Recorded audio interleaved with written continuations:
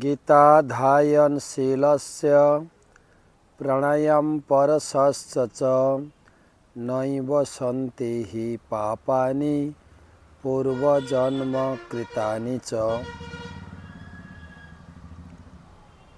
पूर्वजन्मेर कोनो कर्मेर प्रतिक्रिया प्राप्त হয় না যিনি নিয়মিত গীতা অনুশীলন করেন।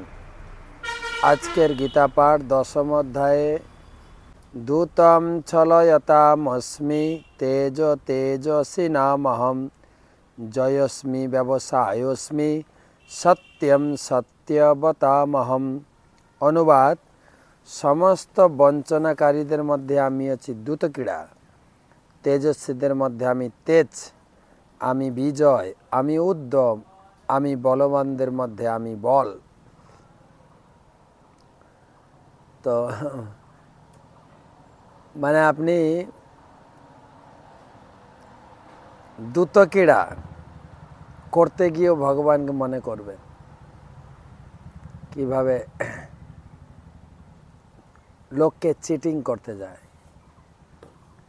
দূতক্রীড়া একটা জীবনের যত বঞ্চনা আছে সেটা একটা। তাই কৃষ্ণ ভাবনামৃতে বা কৃষ্ণ ভজনে এই দূতক্রীড়াকে বাতিল করা হয়েছে। যে কোনো প্রকারের ছোট বড় বড় বড় দূতক্রীড়া হচ্ছে ক্যাসিনো, আমাদের লটারি টিকিট, আরও যত জুয়া খেলা আছে। ভগবান বলছেন আমি এর মাধ্যমে লোককে একদম চিটিং করে দিই। আমি দেখি লটারি দোকানে দেখবেন মা কালীর ছবি আছে, তিনি তো জগৎ জননী।